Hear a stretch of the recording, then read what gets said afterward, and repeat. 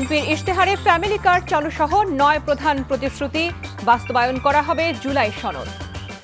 দুর্নীতি আর চাঁদাবাজি শক্ত হাতে দমন করা হবে দক্ষিণাঞ্চলের নির্বাচনী জনসভায় জামায়াত আমির। ছুটির দিনে জমজমাট নির্বাচনী প্রচার, রাজধানীর পাড়া মহল্লায় উৎসবের আমেজ। ইনকিলাব মঞ্চের কর্মসূচি ঘিরে সংঘর্ষ, পুলিশের লাঠিচার্জ, সংঘর্ষে জড়িয়েছে সরকারি কর্মচারীরা।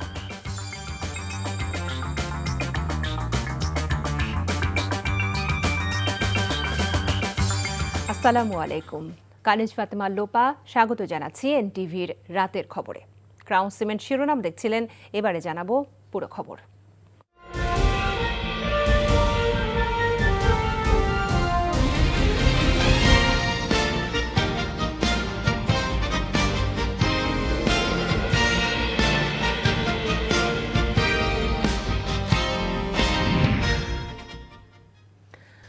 আগামী 12 ফেব্রুয়ারি নির্বাচনে জয়ের মাধ্যমে 54 বছরের ফ্যাসিবাদ আর দুঃশাসন থেকে দেশের মানুষ মুক্তি পাবে জানিয়ে জামায়াত ইসলামের আমির ডাক্তার শফিকুর রহমান বলেছেন, যারা দেশের মানুষের উপর জুলুম করছে তাদের ভোট চাওয়ার কোনো অধিকার নেই। জানান, ক্ষমতায় গেলে দুর্নীতি আর চাঁদাবাজি শক্ত হাতে দমন করবে জামায়াত।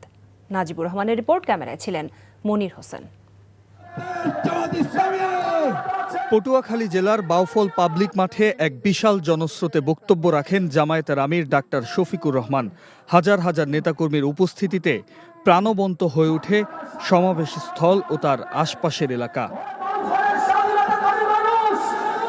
ক্ষমতা এলে স্বাধীনতা পরবর্তী 54 বছরের দুঃশাসন আর দুর্নীতি সংস্কৃতি পরিবর্তনের কথা জানান জামায়াত আমির। এই বাংলাদেশ থেকে আর কাউকে ব্যাংকের টাকা লুণ্ঠন করে নেতা বনতে দেওয়া হবে না, শেয়ার বাজার লুণ্ঠন করতে দেওয়া হবে না, প্রজেক্টগুলো থেকে চুরি ডাকাতি করে বাংলাদেশের টাকা বিদেশে পাচার করতে দেওয়া হবে না। আল্লাহ তাআলা আমাদেরকে তৌফিক দিলে মহান আল্লাহ সাহায্যে বিইজনিল্লাহ ওদের মুখের ভিতরে হাত ঢুকাইয়া পেটের ভিতর থেকে বের করে আনবো ইনশাআল্লাহ। যে দল মানুষের উপর জুলুম করে তাদের জনগণের কাছে ভোট চাওয়ার অধিকার নেই বলেও মন্তব্য করেন ডাক্তার শফিকুর রহমান। 54 বছরে যে রাজনৈতিক ব্যবস্থা, দল এবং আদর্শ আমাদেরকে দফায় দফায় দুর্নীতি, দখল বাণিজ্য, ফ্যাসিবাদ এবং বিচারহীনতা উপহার দিয়েছে। যারা অতীতে প্রমাণ দিতে পারে নাই, এখনো যারা পারছে না, জনগণের কাছে ভোট চাওয়ার অধিকার তাদের নাই। ভোট তারা চাইবে অতীতে যারা বাংলাদেশকে 18 কোটি মানুষকে সম্মান করেছে, এখনো সম্মান করে চলেছে তাদের সমস্ত অভিজ্ঞতা এবং যোগ্যতা দিয়ে।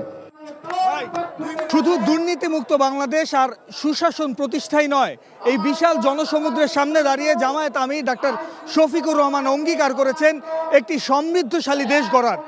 সেই সাথে দেশের প্রতিটি অঞ্চলের মানুষের ন্যায্য অধিকার ফিরিয়ে দেওয়ার প্রতিশ্রুতিও ছিল তার কণ্ঠে। দুপুরের পর ঝালকাঠি, পিরোজপুর ও নড়াইল জেলায় জনসভায় যোগ দেন জামায়াত আমির। বলেন, সকলের জন্য নিরাপদ বাংলাদেশ গঠনে বদ্ধপরিকর তার দল। প্রতিটা ভোট এবং প্রতিটা সিট তাইলে ন্যায় ইনসাফের হাতে তুলে দিতে হবে ইনশাআল্লাহ। যারা বেইনসাফের কথা এখনই বলে, যারা মানুষের জীবনে দুঃসহ কালো অন্ধকার সময় টেনে নিয়ে এসেছে, যারা মানুষের সম্পদে ভাগ বসায় চাঁদা তুলে, সেই চাঁদাবাজদেরকে লাল কার্ড দেখানোর দিন হচ্ছে আগামী 12 তারিখ। আগামী 12 তারিখ দখলদারকে ইনশাআল্লাহ জাতি লাল কার্ড দেখাবে, মামলাবাজদেরকে লাল কার্ড দেখাবে, দুর্নীতিবাজদেরকে লাল কার্ড দেখাবে, যারা আধিপত্যবাদের দালালি করে তাদেরকেও লাল কার্ড দেখাবে। দিনের শেষ জনসভায় ফরিদপুর রাজেন্দ্র কলেজের মাঠেও ছিল বিপুল সংখ্যক নেতাকর্মীর উপস্থিতি। জয়ী হলে ফরিদপুরকে বিভাগ করার ঘোষণা দেন জামায়াতের আমির ডাক্তার শফিকুর রহমান। যেখানে কৃষি পণ্যের সম্ভাবনা বেশি উৎপাদন হওয়ার, সেখানে ইনশাল্লাহ কৃষিভিত্তিক ইন্ডাস্ট্রি গড়ে তোলা হবে। যেখানে ওইটুকু সুযোগ নেই, সেখানে ইলেকট্রোমেকানিক্যাল ইন্ডাস্ট্রি গড়ে তোলা হবে। আমাদের মূল লক্ষ্য হচ্ছে গোটা বাংলাদেশকে শিল্পে পরিণত করা। কথা দিয়ে যাচ্ছে, ফরিদপুর নামেই বিভাগ হবে ইনশাআল্লাহ, অন্য কোনো নামে নয়। পাচারকৃত অর্থ ফেরত এনে ভবিষ্যতে তরুণদের দেশ গঠনে কাজে লাগানোর প্রত্যয় জানান তিনি। আবার স্লোগান হবে ইনশাআল্লাহ। Najibur Rahman, NTV news, Faridpur. উৎসবের আমেজে রাজধানীর ঢাকায় চলছে নির্বাচনী প্রচারণা।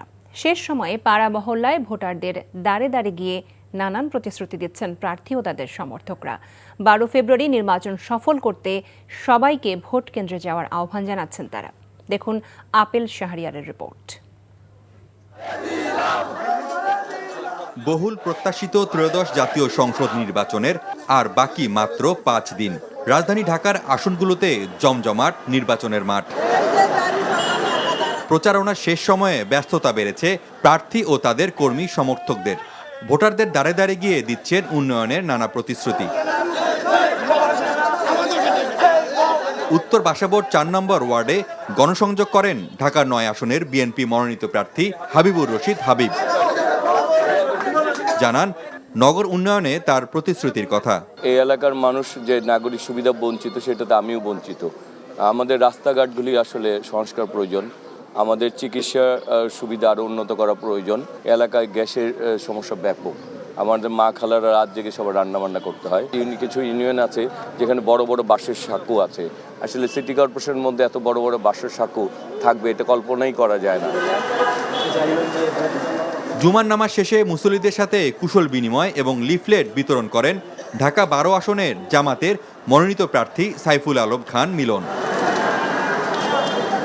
বাসযোগ্য নগরী করার প্রতিশ্রুতির পাশাপাশি নির্বাচনে নিরাপত্তা নিশ্চিত করতে প্রশাসনকে অবৈধ অস্ত্র উদ্ধারের আহ্বান জানান তিনি। হকার পুনর্বাসন করা দরকার, উচ্ছেদ কোনো সমাধান নয়। টাকা পয়সা এখানে আসতেছে, অবৈধ অস্ত্র আসতেছে। আমাদের এই 12 আসনে 2 জন হত্যা হয়েছেন, তো এখানে সহজে বোঝা যাচ্ছে যে অবৈধ অস্ত্র আছে ও মাসেলম্যানরা এখানে আছে। তো আমার আবেদন হলো এই অবৈধ অস্ত্র উদ্ধার করা উচিত এবং মাসেলম্যানদেরকে আইনের আওতায় আনা উচিত। নিজ নির্বাচনী এলাকা ঢাকা 11-র মোগারদিয়ায় গণসংযোগ করেন এনসিপির আহ্বায়ক নাহিদ ইসলাম। এর আগে সাভারে নির্বাচনী জনসভায় ফ্যাসিস্ট পুনর্বাসনের কোনো পরিকল্পনা বাস্তবায়ন হতে দেয়া হবে না বলে হুঁশিয়ারি দেন তিনি। এমন কোন প্ল্যান আমরা বাংলাদেশে বাস্তবায়ন হতে দেব না যা ফ্যাসিস্টদেরকে পুনর্বাসন করবে। এমন কোন প্ল্যান আমরা বাংলাদেশে বাস্তবায়ন হতে দেব না যা বাংলাদেশে আবার আধিপত্যবাদী রাজনীতি তৈরি করবে। ঢাকা 10 আসনে ধানমন্ডিতে প্রচারণা চালিয়েছেন ধানের শীষের প্রার্থী শেখ রবিউল ইসলাম। আমার দল যদি সরকার গঠন করে এবং আমার যদি এই এলাকার মানুষের প্রতিনিধিত্ব করার সুযোগ হয়, ডেফিনেটলি সেগুলি অগ্রাধিকার ভিত্তিতে দ্রুততম সময়ের মধ্যে সমাধান করতে সক্ষম হব। ঢাকা 14 আসনের ভোটারদের দাঁড়ে দাঁড়ে যাচ্ছেন বিএনপির প্রার্থী সানজিদা ইসলাম তুলি। টোলারবাগ এলাকায় বাসিন্দাদের নিয়ে উঠান বৈঠক করেন তিনি। আমরা সবাই একসাথে বাংলাদেশের পক্ষের শক্তি, বাংলাদেশের জনগণ আবার এটা প্রমাণ করব 12 তারিখে ইনশাআল্লাহ ধানের শীষকে বিজয়ী করে। নির্বাচনে জয়ী হতে নানা প্রতিশ্রুতি দিয়ে ভোটারদের আস্থা অর্জনের চেষ্টা করছেন প্রার্থীরা। Apel Shahriar, NTV news, Dhaka. ইনকিলাব মঞ্চের মুখপাত্র শরীফ ওসমান হাদী হত্যার বিচারের দাবিতে বিক্ষোভ সমাবেশে লাঠিচার্জ ও সাউন্ড গ্রেনেড নিক্ষেপ করেছে পুলিশ। সমাবেশ ও বিক্ষোভ মিছিল ছত্রভঙ্গ করতে টিয়ারশেল ও জলকামান নিক্ষেপ করে তারা। দুপুর ও বিকেলে পুলিশের সাথে ইনকিলাব মঞ্চের নেতাকর্মীদের সংঘর্ষের ঘটনায় আহত হয়েছেন অর্ধশতাধিক ব্যক্তি। ইনকিলাব মঞ্চের সদস্য সচিব আবদুল্লাহ আল জাবের ও রাকসুর জিএস সালাউদ্দিন আম্মার সহ কয়েকজনের পায়ে স্প্লিন্টার বিদ্ধ হয়েছেন। তামজিদ সুমনের রিপোর্ট।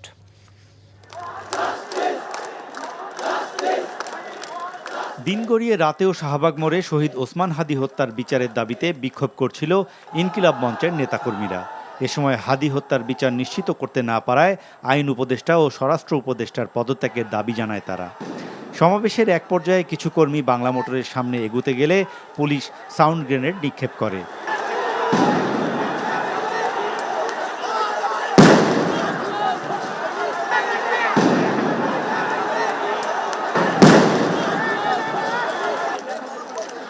একে একে বেশ কয়েকটি সাউন্ড গ্রেনেড নিক্ষেপ করে সমাবেশ ছত্রভঙ্গ করে দেয় পুলিশ।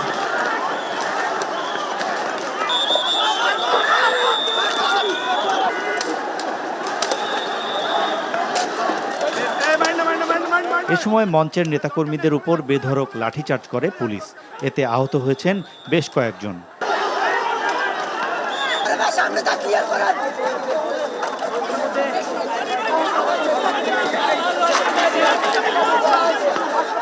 এর আগে বিকেলে জাতিসংঘের অধীনে শরীফ ওসমান হাদির হত্যার তদন্ত দাবিতে ইনকিলাব মঞ্চের নেতাকর্মীরা প্রধান উপদেষ্টার বাসভবন যমুনার অভিমুখে যাত্রার সময় পুলিশের সাথে ধাওয়া পাল্টা হওয়ার ঘটনা ঘটে। আন্দোলনকারীরা ইন্টারকন্টিনেন্টাল মোড়ের ব্যারিকেড ভেঙে সামনে এগুতে চাইলে পুলিশ তাদের বাধা দেয়। এ সময় আন্দোলনকারীদের ছত্রভঙ্গ করতে পুলিশ জলকামান, টিয়ার সেল, সাউন্ড গ্রেনেড নিক্ষেপ করে। সারাদিনের কয়েক দফা সংঘর্ষে আহত হয়ে ৯৫ জন চিকিৎসা নিয়ে হাসপাতাল থেকে চলে যান। আর মোশাররফ নামের একজনকে ভর্তি নেয় ঢাকা মেডিকেল কলেজ কর্তৃপক্ষ। বাজে উদাহরণ সৃষ্টি করলো বাংলাদেশে। শহীদ ওসমান হাদি ভাইয়ের বিচার আমরা চাই। সরকার যদি আমাদের সবাইকে মেরেও ফেলে, তারপরও এই বিচার থেকে আমরা এক পাও পিছপা হব না। আমরা আশঙ্কা করছি এখানে সরকারের ভিতরেও এটার সাথে জড়িত থাকতে পারে। না হলে বিচার চাইতে গিয়ে জনগণের সরকার কেন আমাদের উপরে এই ধরনের অত্যাচারের স্টিম রোলার চালাবে? আমরা এই ধরনের ঘটনা অতীতে স্বৈরাচারের সময় দেখেছি। ৫ আগস্টের বিপ্লবের পরে জাতি এটা আশা করে না যে কোনো একটি শান্তিপূর্ণ মিছিল বা সমাবেশে পুলিশের বাহিনী এইভাবে হামলা করবে, লেলিয়ে দেবে এবং সাধারণ মানুষকে আহত করবে, প্রতিবাদী মানুষকে আহত করবে, সেটা কোনো অবস্থায় গ্রহণযোগ্য নয়। ওসমান হাদি হত্যার বিচার না হওয়া পর্যন্ত আন্দোলন চালিয়ে যাবার ঘোষণা দিয়েছে ইনকিলাব মঞ্চ। Tamjid Sumon, NTV news, Dhaka. শহীদ শরীফ ওসমান হাদি হত্যার তদন্ত পরিচালনার জন্য জাতিসংঘের সংশ্লিষ্ট শাখার কাছে আনুষ্ঠানিকভাবে চিঠি পাঠাবে অন্তর্বর্তী সরকার। আগামী রোববার এই চিঠি দেওয়া হবে বলে জানিয়েছে প্রধান উপদেষ্টার কার্যালয়। শুক্রবার সরকারের পক্ষ থেকে এক বিবৃতিতে বলা হয়েছে, সরকার স্পষ্টভাবে পুনর্ব্যক্ত করছে যে শহীদ শরীফ ওসমান হাদি হত্যার বিচারে সরকার বদ্ধপরিকর। জাতিসংঘের অধীনে তদন্ত পরিচালনার আইনগত দিক সরকার গভীরভাবে পর্যালোচনা করছে। এ বিষয়ে আগামী রোববার জাতিসংঘের সংশ্লিষ্ট শাখার কাছে আনুষ্ঠানিকভাবে চিঠি পাঠানো হবে। আসন্ন নির্বাচনকে সামনে রেখে এই সংবেদনশীল রাজনৈতিক সময়ে সবাইকে ধৈর্য, সংযম ও দায়িত্বশীলতা বজায় রাখার আহ্বান জানিয়ে বিবৃতিতে আরও বলা হয়, আন্তর্জাতিক সম্প্রদায়ের দৃষ্টি বর্তমানে বাংলাদেশের দিকে, একই সাথে দেশের প্রায় 18 কোটি মানুষ অধীর আগ্রহে একটি সুষ্ঠু নির্বাচনের অপেক্ষায় রয়েছেন। এদিকে নবম জাতীয় বেতন কমিশনের প্রতিবেদনের আলোকে নবম পে স্কেলের গেজেট প্রকাশ ও বাস্তবায়নের দাবিতে প্রধান উপদেষ্টার বাসভবন যমুনার সামনে অবস্থান নেয়া সরকারি কর্মচারীদের সঙ্গে পুলিশের দফায় দফায় সংঘর্ষ হয়েছে। এ সময় আন্দোলনকারীদের ওপর জলকামান, টিয়ারশেল ও সাউন্ড গ্রেনেড নিক্ষেপ করে পুলিশ। রিপোর্ট করছেন ফাহাদ মোহাম্মদ।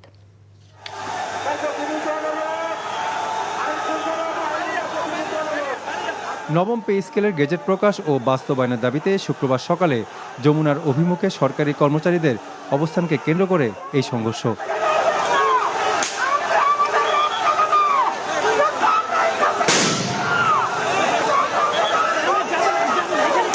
একদিকে সরকারি কর্মচারীরা তাদের দাবি আদায়ে অনড়, অন্যদিকে আইনশৃঙ্খলা বাহিনী তাদের যমুনার সামনে থেকে সরিয়ে দিতে তৎপর হয়। পুলিশ প্রথমে তাদের বুঝিয়ে সরাতে চাইলেও আন্দোলনকারীরা তা মানতে নারাজ। বাধা অতিক্রম করে এগিয়ে যেতে চাইলে ছত্রভঙ্গ করতে আন্দোলনকারীদের উপর টিয়ার গ্যাস, জলকামান ও সাউন্ড গ্রেনেড নিক্ষেপ করে পুলিশ। এতে বেশ কয়েকজন আন্দোলনকারী আহত হয়।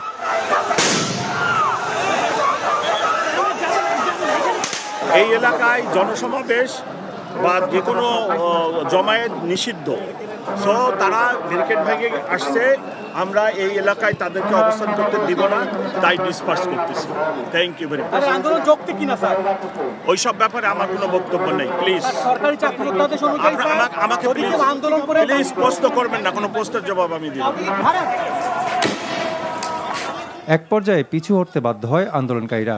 তাদের দাবি, বিগত দিনে বারবার আশ্বাস দেওয়া হলেও গেজেট প্রকাশ করছে না অন্তর্বর্তী সরকার। তারা শুধু আমাদেরকে একটি মূলা ঝুলিয়ে আমাদের কর্মচারীদের দাবি দেওয়ার ব্যাপারে তালবাহানা করছে। তাই আমরা এই সরকারের কাছে আমাদের দাবি আদায়ের জন্য আজকে এখানে এসেছি। এর আগে 2 বার নেমেছি আমরা, কিন্তু আমাদের কথা বলা হয়েছিল যে আমাদের পে স্কেল দিবে। সর্বশেষ আমাদের পে স্কেলের একটা খসড়া রচনা করে দেওয়া হয়েছে, তা নিয়েও তালবাহানা চলছে। দাবি আদায় না হওয়া পর্যন্ত আমরা এখানেই থাকবো, কারণ আমাদের বাচ্চা সন্তান স্বামী সন্তান নিয়ে আমাদের চলতে হয়। আমরা যদি নাই খেতে পারি, আমাদের স্বামী সন্তানের চলতে তো হবে, আমাদের পথ এখন রাস্তায়। 3 ঘন্টা অবস্থানের পর আইন শৃঙ্খলা বাহিনী সরিয়ে দেয় আন্দোলনকারীদের। তবে দাবি পূরণ না হওয়া পর্যন্ত আবারও আন্দোলনে নামার হুঁশিয়ারি দেয় সরকারি চাকরিজীবীরা।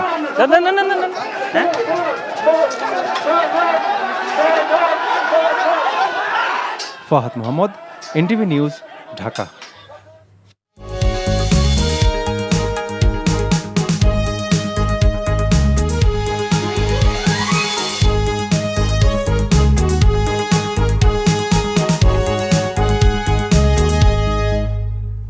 নাসির সিনটেক্স গ্রুপ নির্বাচন পথে পথে। ধানের শীষ ও দাঁড়িপাল্লার প্রার্থীর মধ্যে তুমুল প্রতিদ্বন্দ্বিতার আভাস কিশোরগঞ্জ 3 আসনে। নির্বাচনী এলাকায় জামাত প্রার্থীর সমাজসেবা ও স্বাস্থ্য ক্যাম্প, অন্যদিকে বিএনপির প্রার্থী সাবেক শিক্ষামন্ত্রী হওয়ায় তারও প্রভাব রয়েছে ভোটারদের কাছে। কিশোরগঞ্জ প্রতিনিধি মারুফ আহমেদকে সাথে নিয়ে মোখলেসুর রহমানের তোলা ছবিতে আরও জানাচ্ছেন ওবায়দুল্লাহ মামুন। 1970 সালের পর থেকে আওয়ামী লীগ, বিএনপি ও জাতীয় পার্টি করিমগঞ্জ তারাইল আসন থেকে বারবার সংসদ সদস্য নির্বাচিত হলেও এবার মাঠে নেই আওয়ামী লীগ। গত 15 বছর একটানা জাতীয় পার্টির মুজিবুল হক চুন্নুর আধিপত্য থাকলেও এবার ভোটের মাঠে নেই তিনি। জাতীয় পার্টি ক্ষমতায় থাকলেও এলাকায় সুযোগ সুবিধা থেকে বঞ্চিত ছিলেন আওয়ামী লীগ ও সাধারণ মানুষ। এছাড়া আওয়ামী লীগের বিতর্কিত নির্বাচনের কারণেই সুষ্ঠু ও অংশগ্রহণমূলক নির্বাচনের আশা করছেন ভোটাররা। গ্রামের মানুষ 17 বছর ধরে দেখেনি, কারণ দিনের ভোট রাতে হয়ে গেছে। আমরা এবার চাচ্ছি শান্তিপূর্ণ একটা ফেয়ার নির্বাচন হোক, যেটা আমরা জনগণ সুষ্ঠুভাবে ভোট দিতে পারবো। জামাত, হাতপাকা, বিএনপি বিএনপি প্রার্থী যোগ্য হলেও দীর্ঘদিন দেশের বাইরে থাকায় জনবিচ্ছিন্নতায় ভোটের মাঠে নেতিবাচক প্রভাব পড়তে পারে বলে মনে করছেন ভোটাররা। বিতর্কিত যেতে রয়েছে তা আছে, তারপরে তো নির্বাচন মোটামুটি সবাই মানে আশা জায়গায় আছে সবাই যাতে নির্বাচন দিতে পারে, ভোট দিতে পারে, এরকম পরিবেশ তৈরি করতে। তারা বলছেন সেই সুযোগে এলাকায় আওয়ামী লীগ, বিএনপি ও জাতীয় পার্টির ঘাঁটিতে শক্ত অবস্থানে জামায়াতে ইসলামী। করিমগঞ্জ তাড়াইলে এবার নির্বাচনে 7 জন প্রার্থী লড়লেও মূল প্রতিদ্বন্দ্বিতা হচ্ছে জামায়াতের ডাক্তার জিহাদ খান ও বিএনপির সাবেক শিক্ষামন্ত্রী ডক্টর ওসমান ফারুকের মধ্যে। ভোটের মাঠে রাষ্ট্রপতির স্বজন কিংবা আওয়ামী লীগের ভোট ব্যাংক নয়, বরং ব্যক্তিগত যোগ্যতা ও জনগণের কাছে গ্রহণযোগ্যতার কারণেই তাকে ভোট দিবেন, এমনটি মনে করছেন ডাক্তার জিহাদ খান। ইদানিং আমি লক্ষ্য করছি যে তাদের আমার প্রতিপক্ষের নেতাকর্মীরা কিছুটা অ্যাগ্রেসিভ হয়ে উঠছে। যেমন পরশুদিন তারা একটা বিলবোর্ড ভেঙেছে। আমি মনে করি আমার নিজের একটা পরিচয় আছে এবং আমার যে যোগ্যতা আলহামদুলিল্লাহ আছে এবং আমি যেভাবে কাজ করে যাচ্ছি, ভোটারদের মন আমি মনে করি 90% ভোটের মন আমি আমার কাজের মাধ্যমে আমি জয় করেছি, কারণ পরিচিতির মাধ্যমে আমার দরকার হবে না। নিজের ও পারিবারিক ঐতিহ্যের কারণে জনগণ তাকে ভোট দিবে জানিয়ে বিএনপি প্রার্থী নির্বাচনী আচরণবিধি লঙ্ঘনের অভিযোগ অস্বীকার করেন। এইটা কোথা থেকে আসলো এটা আমি তো দেখি না, আমি তো সব জায়গায় ঘোরাঘুরি করি, কেউ তো এই কমপ্লেনটা করে না। আমার খানিকটা সুনাম রয়েছে এবং যে সুনামটা আমি বিদেশেও পাই যে একজন সৎমন্ত্রী হিসাবে, এটা আমার এই এলাকাবাসীর প্রতি সবার কাছে। ইসলামী আন্দোলন, গণ অধিকার পরিষদ সহ অন্য দলগুলোর প্রার্থী থাকলেও তেমন কোনো প্রভাব নেই ভোটের মাঠে। বিএনপির প্রার্থী সাবেক শিক্ষামন্ত্রী আর জামায়াতের প্রার্থী সাবেক রাষ্ট্রপতির স্বজন। আওয়ামী লীগ এবং জাতীয় পার্টির ভোটের প্রভাব পড়তে পারে দাঁড়িপাল্লায়, তবে শেষ পর্যন্ত ভোটের চাকা কোন দিকে ঘুরে তা দেখতে অপেক্ষা করতে হবে 12 ফেব্রুয়ারি পর্যন্ত। Obaidullah Mamun, NTV news, Karimganj, Kishoreganj. দেশের প্রতি ইঞ্চি মাটি রক্ষার জন্য বাংলাদেশ ইসলামী ছাত্র শিবিরের নেতাকর্মীরা প্রস্তুত। সুতরাং কোনো ট্রাম্প কার্ড খেলে শিবিরকে দমিয়ে রাখা যাবে না বলে মন্তব্য করেছেন সংগঠনটির সভাপতি নুরুল ইসলাম। সকালে শিবিরের ৪৯তম প্রতিষ্ঠাবার্ষিকী উপলক্ষে র্যালি পরবর্তী সমাবেশে এমন মন্তব্য করেন তিনি। বলেন, ছাত্র শিবির দেশের স্বাধীনতা সার্বভৌমত্বকে ধারণ করলেও গত ৫৪ বছর বিভাজনের রাজনীতি তৈরি করে রাখা হয়েছে। শহীদ শরীফ ওসমান হাদী হত্যার বিচার চেয়ে প্রধান উপদেষ্টাকে উদ্দেশ্য করে তিনি বলেন, যে রক্তের উপর দাঁড়িয়ে বর্তমান সরকার ক্ষমতায় আছে সেই প্রতিটি হত্যাকাণ্ডের বিচার এই সরকারকে করতে হবে। ৪৯তম প্রতিষ্ঠাবার্ষিকী উপলক্ষে সকালে কেন্দ্রীয় শহীদ মিনার থেকে র্যালি শুরু হয়ে দোয়েল চত্বর, টিএসসি হয়ে শাহবাগের শহীদ হাদী চত্বরে গিয়ে শেষ হয়।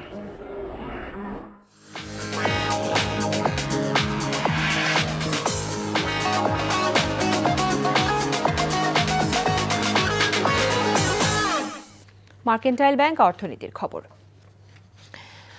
এনসিটি পরিচালনায় বিদেশি কোম্পানির সাথে চুক্তির প্রতিবাদে চলা অনির্দিষ্টকালের কর্মবিরতি স্থগিতের পর আজ থেকে কন্টেইনার ওঠানামানোর কার্যক্রম শুরু হয়েছে চট্টগ্রামের নিউ মুরিং কন্টেইনার টার্মিনালের। সকাল থেকে শ্রমিক কর্মচারীরা বন্দরে এসে তাদের কাজ শুরু করে। এতে বন্দরে পণ্য আমদানি রপ্তানি কার্যক্রম সচল হয়। বন্দর কর্তৃপক্ষ বলছে, সাপ্তাহিক ছুটির দিন হলেও স্বাভাবিক দিনের চেয়ে আজ বেশি পণ্য হ্যান্ডেলিং করা হয়েছে। তবে বেশ কিছুদিন কার্যক্রম বন্ধ থাকায় বন্দরে যে ক্ষতি হয়েছে তা পুষিয়ে নিতে সময় লাগবে। এদিকে চট্টগ্রাম বন্দরে কর্মবিরতি পালনের নেতৃত্ব দেয়া বন্দর রক্ষা সংগ্রাম পরিষদের ১৫ কর্মচারীকে দেশ ত্যাগে নিষেধাজ্ঞা আরোপের পাশাপাশি তাদের সম্পদের হিসাব তদন্তের প্রক্রিয়া শুরু করেছে বন্দর কর্তৃপক্ষ। এই ছিল রাতের খবরে। এই খবরের ভিডিও সহ আপডেট জানতে ভিজিট করুন এনটিভি অনলাইন www.ntvbd.com। এছাড়াও এনটিভির জনপ্রিয় সব অনুষ্ঠান ও খবরের আপডেট জানতে ভিজিট করুন আমাদের ইউটিউব ও ভেরিফাইড ফেসবুক পেজ। রাত ১টায় মধ্যরাতের খবর দেখার আমন্ত্রণ জানিয়ে বিদায় নিচ্ছি। সবাইকে ধন্যবাদ এতক্ষণ সাথে থাকার জন্য। শুভরাত্রি।